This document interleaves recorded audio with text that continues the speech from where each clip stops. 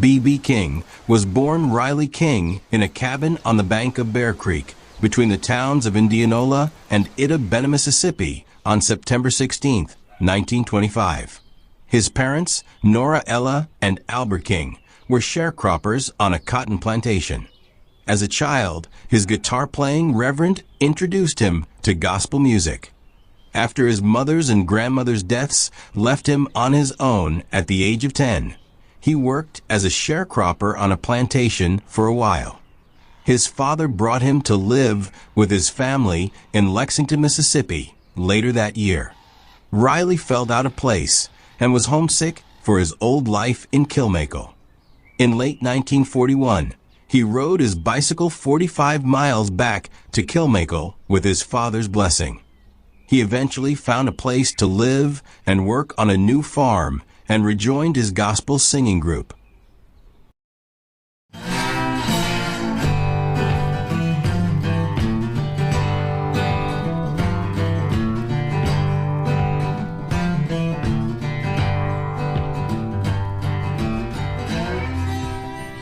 B.B. King's first guitar, and the first to bear the name Lucille, was a Gibson L-30 archtop.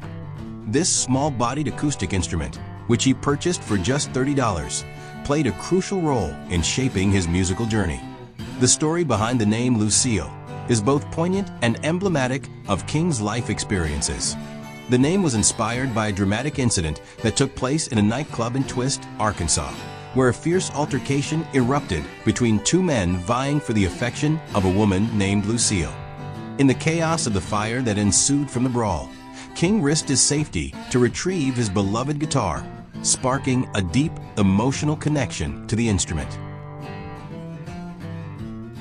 In 1949, the Gibson ES-5 was designed to be the ultimate guitar of its time. During an era when two pickup guitars were still considered cutting edge, the ES-5 featured three P90 single-coil pickups. Each pickup had its own volume knob, allowing the player to individually adjust the tone of each. Even by today's standards, this guitar is something special. To make it even more exceptional, the hollow body ES-5 was also one of the first 6-string guitars to feature a single cutaway on the body, enabling blues players like B.B. King to reach those higher frets. Naturally, B.B. King just had to have one. King acquired his Gibson ES-5 around 1949 to replace his original L-30. As is tradition, he named her Lucille. He continued to use the ES-5 as one of his primary guitars until around 1955. B.B. King, the legendary blues guitarist and singer, is often associated with his iconic Gibson ES-335 Lucille guitar, but his mastery transcended specific instruments. Being ever at the forefront of guitar innovations, he picked up one of the first Fender Esquire guitars in 1949. Known for its bright, cutting tone and simple yet effective design, the Esquire allowed King to showcase his smooth, expressive playing style and unique vocal inflections. When he played the Fender Esquire across various performances, he would effortlessly blend his signature bends and vibrato, highlighting the raw emotion inherent in the blues. The combination of King's unparalleled talent and the Esquire's distinctive sound created memorable moments that resonated with audiences, further solidifying his status as a guitar legend. Most of King's music from the early 1950s was played on his blonde Esquire. It's rumored that even after he switched over to exclusively Gibson guitars around 1952, he still used his Esquire for recording. B.B. King's Gibson ES-175 was a later 1953 model that featured two humbuckers. It had a 3-inch deep hollow body with a floating bridge designed to produce outstanding tone, volume, and tone knobs for each pickup, and the standard 3-way switch you can find on modern Gibsons. King used his ES-175 among other Gibson hollow body models like the Birdland for most of the 1950s until the semi-hollow guitar was invented in 1958. That changed everything for B.B. King. The Gibson ES-335 merges the benefits of both solid and hollow body guitars, and it was one of the first guitars to feature a double cutaway shape. This design allowed lead players to access the high frets with ease, providing unmatched playability. In an interview with Vintage Guitar magazine, B.B. King remarked that when the ES-335 was released, it was like somebody knew what kind of guitar I'd been waiting for. The ES-335 was Gibson's premier semi-hollow guitar, featuring an ebony fretboard, unlike the rosewood found on the ES-335 and 345, which contributed to a richer tone and included elegant block mother of pearl inlays. Early models also offered options for vibrola or Bigsby vibrato tailpieces and stereo output jacks, which B.B. King later utilized in his signature guitar. Due to its exceptional quality, style, and sound, the Gibson ES-335 became B.B. King's ultimate favorite, serving as his main instrument throughout his illustrious career, where he played various 335 models in all available finishes and hardware configurations. In 1978, Bruce Boland, the director of Gibson R&D, gifted King a unique ES-335 designed specifically for him. King's prototype ES-335 featured an ebony finish and gold hardware, similar to his preferred ES-335 models. The key distinction was in the ornamentation. The conventional block fret inlays were substituted with elaborate floral inlays, and the headstock proudly displayed the name Lucille.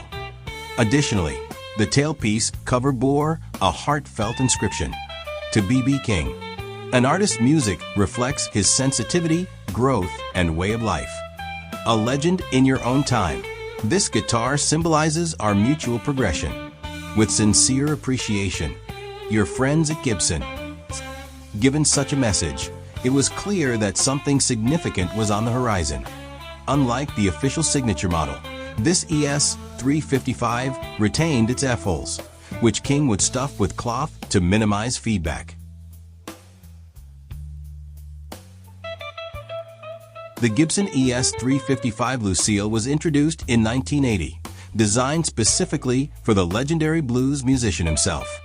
It drew inspiration from King's favorite production model, the Gibson ES-355, but included several modifications tailored to his exact preferences. Most importantly, the guitar needed to embody elegance, and Lucille's signature certainly does, featuring a sleek black ebony finish complemented by striking gold hardware. To enhance its iconic appearance, the name Lucille is beautifully inlaid on the headstock, adding an extra touch of class. Unlike traditional 355s that feature F-holes, the King signature model is designed without them. While it remains a semi-hollow body, the absence of F-holes allows King to perform at higher volumes without experiencing feedback, while still retaining the rich, resonant sound characteristic of semi-hollow guitars. Additionally, the standard Gibson hardtail piece was replaced with a TP6 fine-tuning tailpiece, ensuring precise intonation, no matter how lengthy King solos may be. B.B. King's iconic guitar, affectionately named Lucille, was a remarkable custom-made Gibson ES-335 that celebrated the legendary musician's 80th birthday. In 2005, to honor this milestone, an exclusive limited edition run of just 80 of these extraordinary guitars was produced, each one crafted with meticulous attention to detail and designed to embody the spirit of King's immense musical legacy. The very first of these special guitars, serving as the prototype for the limited series, was personally retained by B.B. King himself. This exceptional instrument became his primary guitar, accompanying him on countless performances and recordings, and it remained his trusted partner until his passing in 2015. Through Lucille, King's music resonated with audiences around the world, and the guitar stands as a lasting testament to his profound impact on the world of blues and music as a whole.